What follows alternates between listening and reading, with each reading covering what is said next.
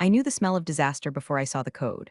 It doesn't smell like smoke or ozone. In the corporate logistics world, disaster smells like fresh paint and expensive, cloying vanilla perfume masking the scent of incompetence. It was 4:45 a.m. on a Tuesday. I was sitting in what they call the director's office, which is really just a glass cage overlooking the server farm on one side and the logistics pit on the other. I had a cup of coffee that was blacker than my ex-husband's soul and about as bitter. On the monitors in front of me, the beast was sleeping. That's what I call the fleet. 5,000 18-wheelers scattered across the lower 48 states, currently idling in rest stops, docking at warehouses, or burning diesel on lonely stretches of I-80. To the suits upstairs, these trucks are just cells on a spreadsheet. To me, they are blood cells in a body I built from scratch. I wrote the routing algorithms back when the cloud was just something that ruined a picnic. I hard-coded the handshake protocols between the warehouse scanners and the driver tablets while nursing a newborn and a divorce 20 years ago. I was running my standard dawn audit, a script I wrote that checks for unauthorized API calls when I saw it. A blip, a jagged little red line in a sea of green tranquility. Someone had been poking around the root directory. Now, before I tell you how I ended up holding a $1 billion company by the balls and squeezing until they cried, do me a solid. Hit subscribe and smash the upvote. It motivates the team to keep finding these stories. Anyway, back to the red line. The login credential used wasn't one of my sysadmins. It wasn't the CTO, a man whose understanding of technology ended with setting the clock on his microwave. The username was new. User T Vanderbilt VPO admin access level. Unrestricted time 02:15 a.m. Vanderbilt, the owner's last name. I sat back in my chair, the leather creaking like old bones. We had heard rumors, of course. The water cooler gossip was that old man Vanderbilt's daughter, Tiffany, had finally finished her studies in Europe, which I assumed was a degree in spending daddy's money on handbags that cost more than my car, and was coming home to learn the family business. I took a sip of the sludge in my mug. Learn the business usually meant sitting in a corner office for 6 months, attending 2 meetings, and then getting promoted to a VP role where they couldn't break anything important. But access level, unrestricted, that wasn't learning. That was an invasion. I started digging. I pulled the keystroke logs, you see. The thing about people who are born on third base is that they think they hit a triple, but they don't know how to slide. Tiffany, because it had to be her, hadn't just logged in to look. She had tried to change the permission hierarchy. She had attempted to grant herself super admin status over the dispatch core. The system, my beautiful, paranoid, grumpy beast, had rejected her. Why? Because 20 years ago, I wrote a failsafe. A frantic, caffeine-fueled piece of code dubbed the dead man's switch. It required a physical token authentication for any root-level changes. A token that was currently sitting on my keychain, shaped like a glittery cat, looking innocent and tacky. She had hit a wall, and judging by the timestamp, she had probably thrown her MacBook across her penthouse loft in frustration. I lit a cigarette. Yeah, I know, you can't smoke indoors anymore. Tell that to the fire alarm I disabled in 2008. I blew a plume of smoke at the monitor. This wasn't just a nosy heiress. This was a hostile takeover of the engine room by someone who didn't know the difference between a transmission and a tailpipe. My phone buzzed, a calendar invite. Subject, org structure realignment / synergy sync host, Tiffany Vanderbilt time, 9 o'clock a.m. today location. My office synergy sync. I almost laughed. It sounded like a lubricant for robots. I looked out at the logistics floor. The early shift dispatchers were starting to trickle in, coffee cups in hand, headsets going on. They were good people. They knew that if the system flashed yellow, they called me. If a driver was stuck in a snowstorm in Dakota, they called me. They didn't know that the ground beneath them was about to turn into quicksand. I didn't panic. Panic is for people who don't have backups. Panic is for people who trust HR. I don't trust anyone who uses the phrase human capital unironically. Instead, I opened my bottom drawer. Beneath a stack of takeout menus and a spare pair of flats, there was a small, unassuming external hard drive. It was an encrypted mirror of the legacy architecture, the real architecture. The stuff the vendor documentation didn't cover because the vendor didn't write it, I did. I plugged it in. The drive hummed, a low, mechanical purr. All right, sweetheart, I whispered to the screen. Let's see what you tried to break. I spent the next 3 hours not working but cleaning. I wasn't cleaning my desk. I was cleaning the digital fingerprints of my ownership. I wasn't erasing the system, I was decoupling it. Imagine a house where the wiring looks normal, but the light switches only work if you know the secret knock. I was setting the house to sensitive. I moved the critical routing tables to a partition server that looked like a junk archive. I rerouted the DNS pointers through a loop that required a specific handshake, my handshake. I wasn't sabotaging the company, not yet, I was just taking my tools home. If a mechanic gets fired, he doesn't leave his snap-on chest for the apprentice who thinks a wrench is a hammer. He packs his shit. By 8:45 a.m., the office was buzzing. The air felt different, heavier, people were whispering.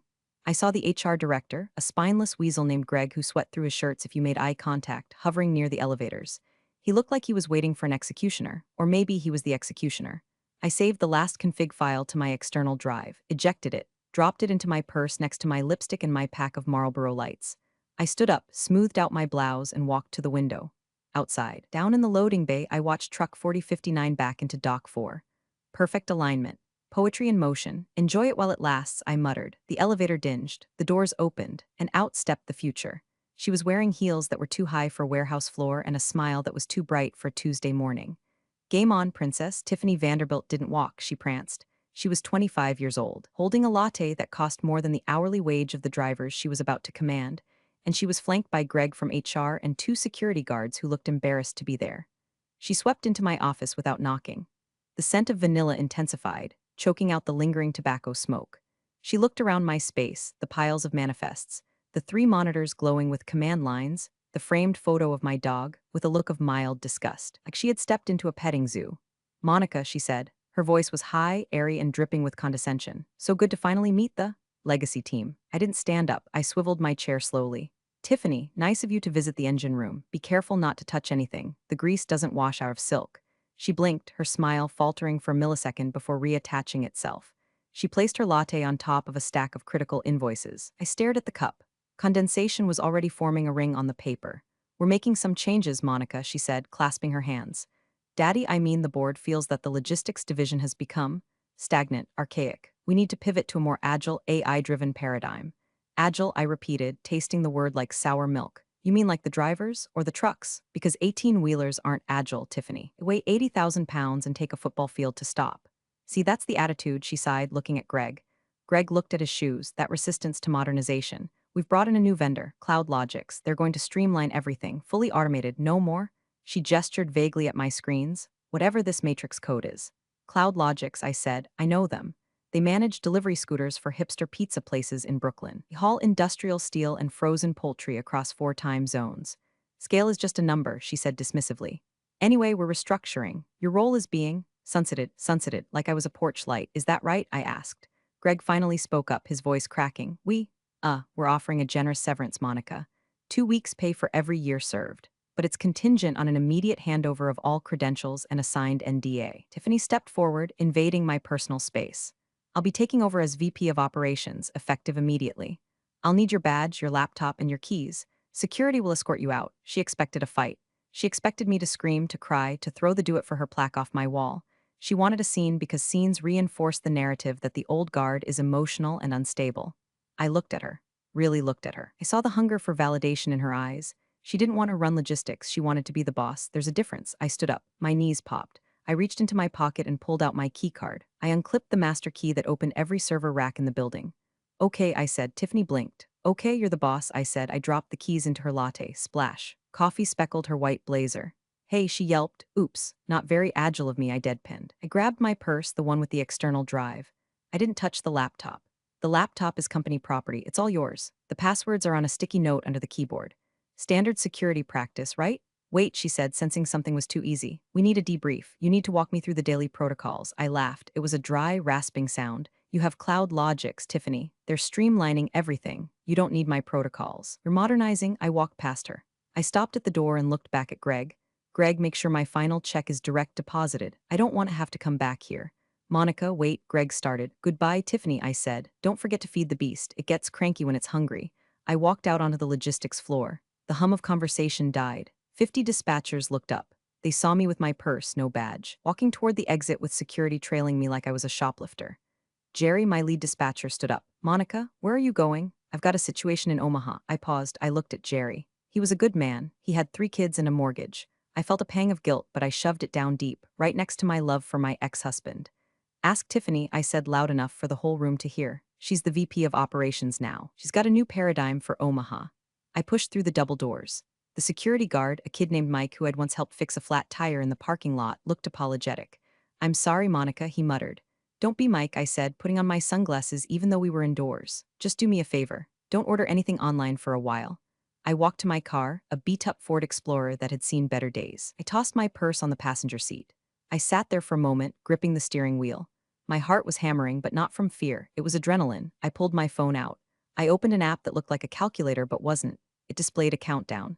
System handshake timeout, 23:59:59. They had 24 hours. That was the grace period I'd programmed in case of server failure.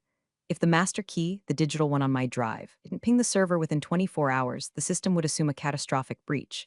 It would go into fortress mode. I started the car. I needed a drink, and I needed to book a hotel room, somewhere with really, really good Wi-Fi. I checked into a Motel 6 about 10 miles from HQ. It wasn't the Ritz, but it had a desk, a coffee maker, and it smelled like lemon disinfectant and bad decisions, my comfort zone. I set up my command center, my personal laptop, the external drive, and a prepaid burner phone. I cracked open a bottle of cheap Pinot Grigio I'd picked up at a gas station. Classy, I know, but when you're orchestrating the collapse of a supply chain, you don't drink champagne. You drink the stuff that tastes like battery acid and grapes. I spent the afternoon watching daytime TV and monitoring the passive readouts on my laptop.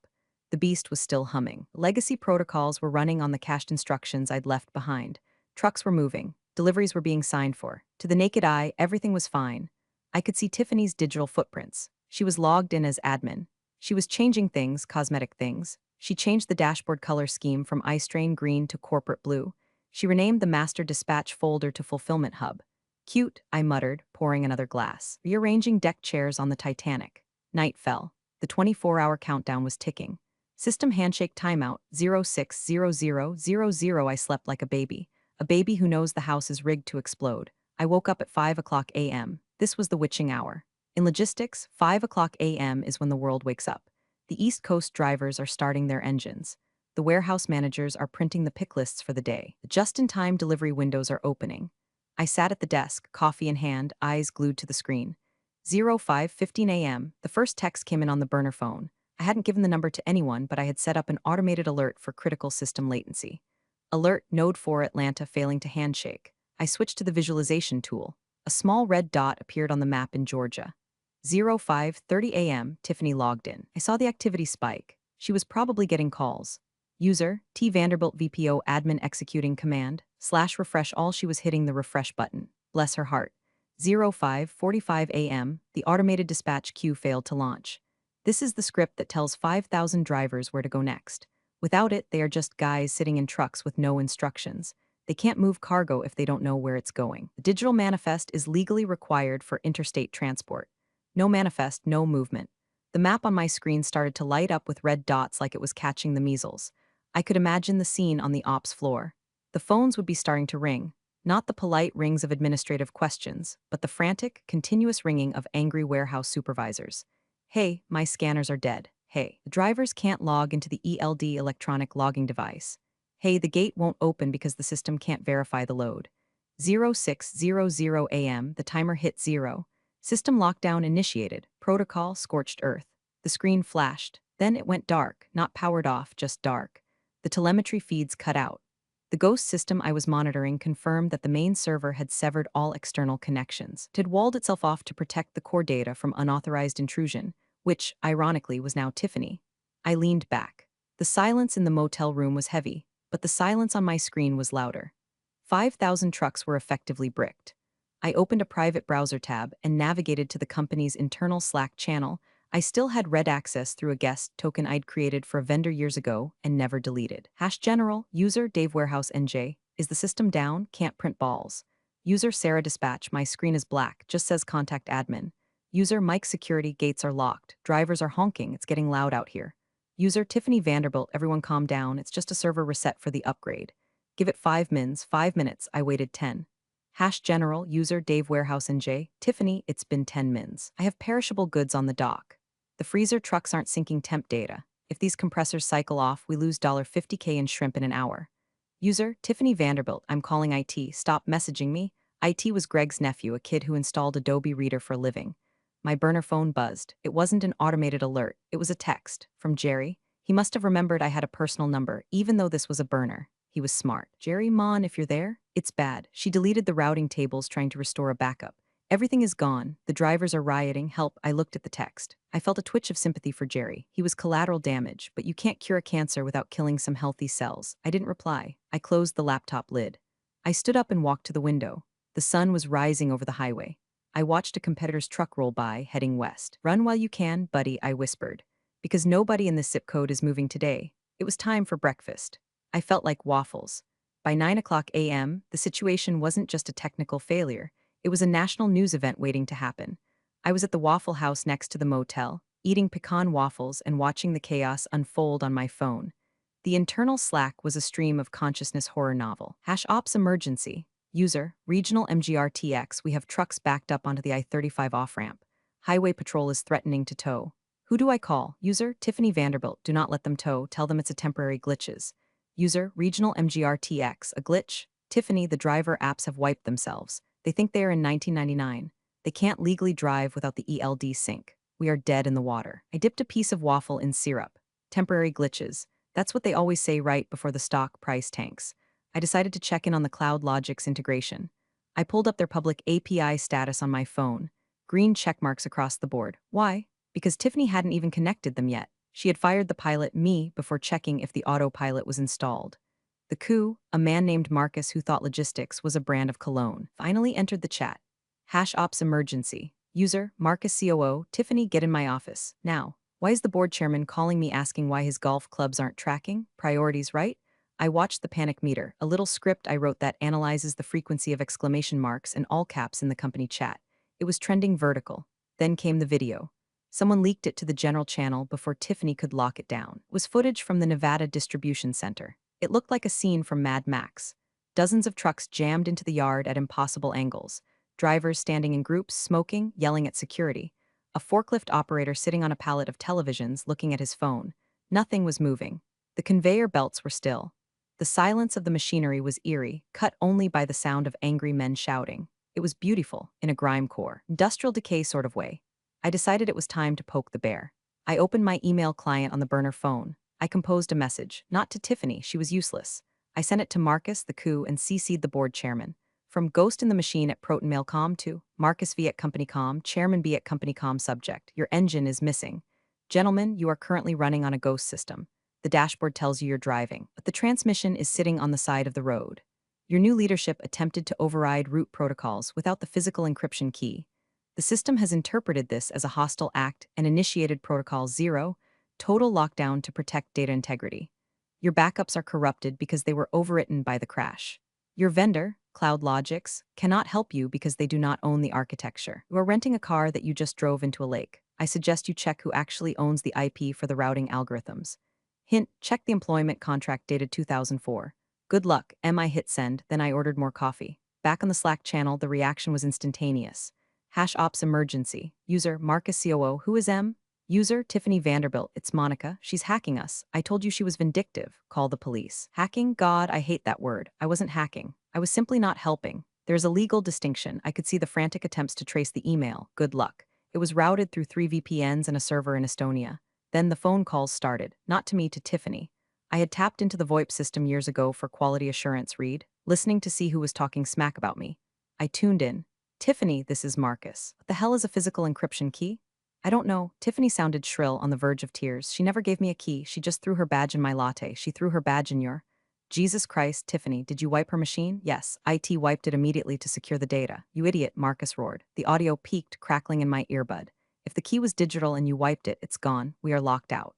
Well, get her back here. She's gone. Tiffany, and she just emailed the chairman implies she owns the code. I smiled. The waitress came by to refill my coffee. You look happy today, Han, she said. I am, I said, putting a $20 bill on the table. I'm watching a train wreck and I'm the only one with a parachute. Sounds exciting. More syrup? Hit me. But the fun was just getting started, because now they were going to try to delete their mistakes. And that's when they always get caught. There is a specific kind of panic that sets in around 11 o'clock a.m. in a corporate crisis. It's the cover your ass phase. This is when the mission shifts from fix the problem to find a scapegoat. I was back in the motel room, blinds drawn, the screen illuminating my face in a cool blue glow. I watched as Tiffany began her purge. System log, user, T Vanderbilt VPO admin executing command. Delete/log/morning audit user. T Vanderbilt VPO admin executing command.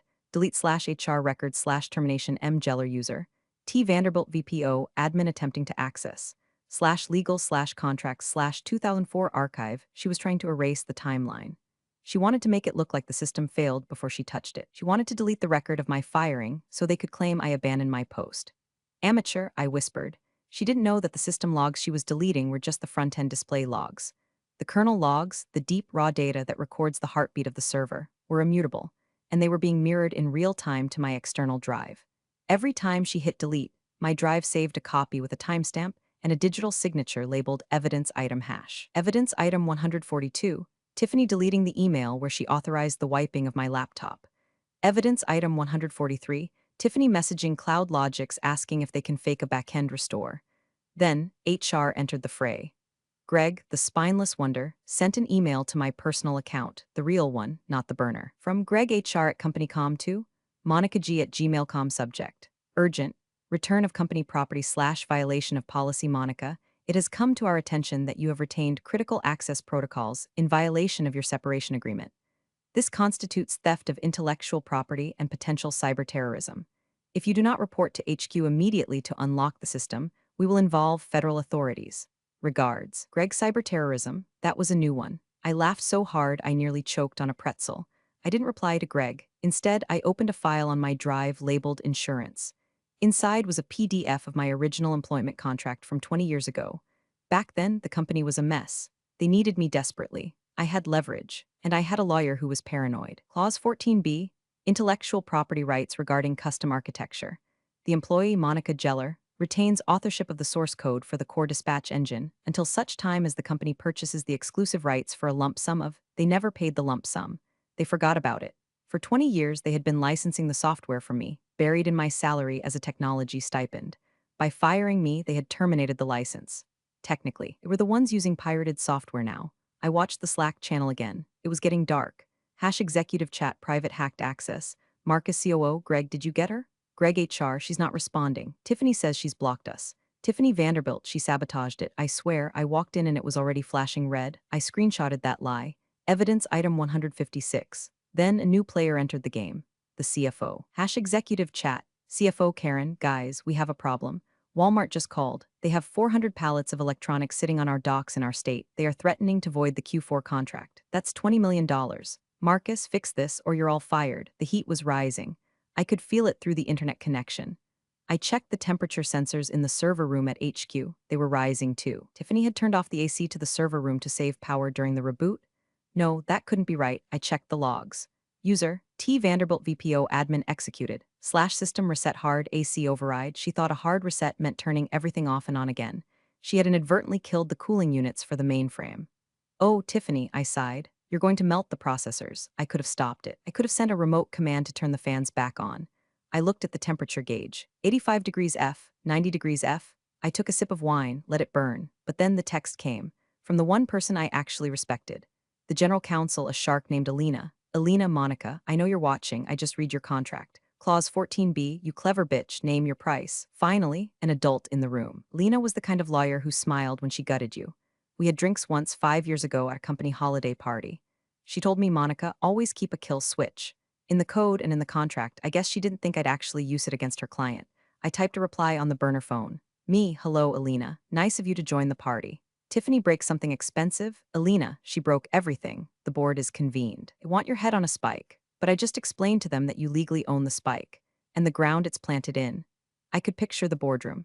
The mahogany table, the panic sweating, Tiffany crying in the corner, Marcus yelling, and Alina sitting there, cool as a cucumber, reading my 20-year-old contract over her reading glasses. Alina, they are threatening to sue for extortion, sabotage, CFA violations. Me, let them. I have the logs, Alina. Every keystroke. Tiffany tried to grant herself root access, failed, and then executed a wipe command. She destroyed company data. I simply revoked my license. The system locked down to protect my IP. It's a feature, not a bug. Alina, a feature that is costing us $1 million an hour. Me, then I suggest you hurry. Alina, what do you want? This was the moment. The moment I had fantasized about while fixing databases at 3 a.m. on Christmas Eve. The moment every invisible worker dreams of. I didn't want my job back. God, no. That bridge was burned, nuked, and salted. Me, 1. Immediate termination of Tiffany Vanderbilt for gross negligence and data destruction. 2. A formal apology issued to the entire company. 3. Payment of the lump sum for the IP transfer as per Clause 14b. Adjusted for inflation. Alina, how much? Me, $2.1 million, plus a consulting fee of $500/hour to turn it back on. Minimum 100 hours per paid. There was a long pause. The dots on the text message bubbled, then disappeared. Bubbled again. Alina, that's blackmail. Me, no, Alina, that's capitalism. Supply and demand. You have a demand for a working company. I supply the on switch. Alina, I need to take this to the board. Me, you have 1 hour. After that, the freezer units in the trucks run out of diesel. The shrimp goes bad and the price goes up to $3 million. I put the phone down. I checked the server room temperature again, 98 degrees F. The thermal throttling was kicking in. The servers were slowing down to protect themselves from melting. The entire digital brain of the company was suffering a heat stroke. I switched tabs to the Cloud Logic's vendor page. I found the contact for their CEO. I sent a quick anonymous tip. FYI, the company you are onboarding is currently melting down their hardware and has no legal right to the data they are promising you. Check your liability clause. Petty? Yes. Necessary? Absolutely. I wanted to make sure Tiffany had nowhere to hide. 30 minutes later, the phone rang. It wasn't a text, it was a voice call. Monica, Alina's voice was tight. They agreed to everything. Tiffany is being escorted out by security as we speak. Marcus is drafting the apology. The wire transfer is being prepped. When can you be here? I looked at the clock. It was 7 o'clock p.m. I'm 10 minutes away, I lied, but I'm not coming in until the wire hits my account. It's a $2 million wire, Monica. It takes time to clear. I know how Swift codes work, Alina. I built the billing system. Push it through the emergency vendor fund. I know you have it, Asai. Fine, I hung up. I stood up and went to the bathroom mirror. I looked tired. My hair was a mess. My mascara was smudged. I looked like a woman who had been to hell and back. I washed my face. I put on fresh lipstick, a shade called Victory Red. I brushed my hair. I put on my favorite leather jacket. I wasn't going back as an employee. I was going back as a consultant. And consultants don't wear business casual. They wear whatever the hell they want. My phone pinged.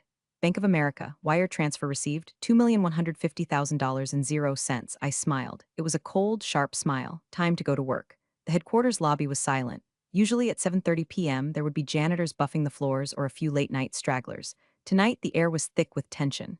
I walked through the sliding glass doors. Security Mike was at the desk. He looked up, saw me, and his jaw dropped. Monica, I thought you were banned. I was upgraded, Mike, I said, flashing a guest pass I had printed myself at the hotel. I still had admin access to the badge printer, obviously. I didn't take the elevator. I took the stairs to the second floor, the executive suite. I wanted to hear the panic before I saw it. I turned the corner toward the main boardroom. The glass walls offered a perfect view. The board chairman, wrinkled fossil named Mr. Henderson, was shouting at Marcus. Alina was rubbing her temples.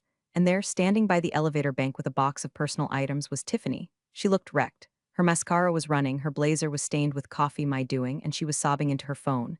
Daddy, they can't do this. It's her fault, she wailed. She looked up and saw me. The crying stopped instantly, replaced by pure venom. You, she hissed. You ruined everything. I stopped. I looked at her box. A stapler, a framed photo of herself, and a half-dead succulent. I didn't ruin anything, Tiffany, I said calmly. I just took my keys back. You're the one who tried to drive the car through a wall. I'm going to sue you, she spat. With what money? I asked. Daddy's stock just dropped 14% in 6 hours. I checked. Security guards, different ones, the serious ones in suits, stepped up behind her. Miss Vanderbilt, need to escort you out, she screamed as they led her away. I didn't watch. I turned and walked into the boardroom. The room went silent. 12 men and 1 woman. Alina turned to look at me. Gentlemen, I said, placing my external hard drive on the mahogany table with a heavy clunk. And Alina, Monica, Marcus stood up. He looked 10 years older than he had this morning. Fix it, now. Ah, I wagged a finger. Consultant, remember, tone. Marcus turned purple. He sat down. Mr. Henderson cleared his throat. Miss Geller, we appreciate you coming in on such short notice. I bet you do, I said. I pulled up a chair, Tiffany's chair actually, and sat down. I opened my laptop. Here is the situation. The system is in thermal lockdown. The database is fragmented, and the routing tables are currently encrypted with a 256-bit key that exists only in my head. Just turn it on, Henderson pleaded. I will, I said, but first the apology. We sent the email, Marcus gritted out. Not to me, I said, to the drivers, the warehouse guys, the people who have been sitting in 100-degree cabs for 12 hours wondering if they have a job. You send a company-wide blast, admitting that executive leadership errors caused the outage and promising full overtime pay for the downtime. Overtime? The CFO squawked. That's another $1 million. Cheaper than losing the Walmart contract, I reminded him. Do it. They looked at each other. They looked at the screen where the stock ticker was bleeding red. Marcus typed the email. He read it aloud. It was humiliating. It was perfect. Send it, I said. He hit enter. All right, I said. Let's boot this sucker up. I plugged the drive into the main presentation port. I projected my screen onto the massive wall monitor. Terminal window open. Command/restore root protocol password. I typed the password. It was Tiffany is an idiot 123. I hit enter. The screen flooded with code, green text cascading like a digital waterfall. System restoring, cooling systems reactivated, database integrity verifying. Is it working? Henderson asked, his voice trembling. Give it a minute, I said, leaning back and putting my feet up on the table. The beast is waking up. She's going to be hungry. Watching a server farm come back online is like watching a city wake up after a blackout. First, the fans. A low hum started in the floor beneath us, vibrating through the expensive leather chairs. The temperature sensors on the screen began to drop. 98 degrees F, 95 degrees F, 90 degrees F. Then the nodes. One by one, the red dots on the map flickered and turned green. Atlanta, Chicago, Dallas. The network was healing. My phone buzzed. It was Jerry from Dispatch. Jerry, holy shit, Mon, the boards are lighting up. Are you doing this? Me, just doing a little consulting work, Jerry. Tell the boys to restart their tablets. Jerry, we just got the email from Marcus. Executive leadership errors? Did you make him write that? You're a legend. The floor is cheering. I smiled. The check was in the bank, but that text, that was the real payment. But outside the boardroom, the storm was breaking. Media had picked up the story. Not the technical glitch story, but the real story. The leaked video from the warehouse had gone viral on TikTok, and some enterprising journalist had found the executive error email posted on a trucker forum. CNN was playing on the corner TV in the boardroom. The headline chyron changed. Breaking, supply chain crisis linked to nepotism hire gone wrong. They showed a picture of Tiffany. It was from her Instagram, holding a glass of champagne on a yacht. Then they cut to the footage of the gridlocked trucks. The contrast was brutal. Oh God, Henderson moaned, putting his head in his hands. The brand reputation? Maybe you should have thought about that before you handed the keys to a toddler, I said, not looking up from my code. I was running the integrity checks.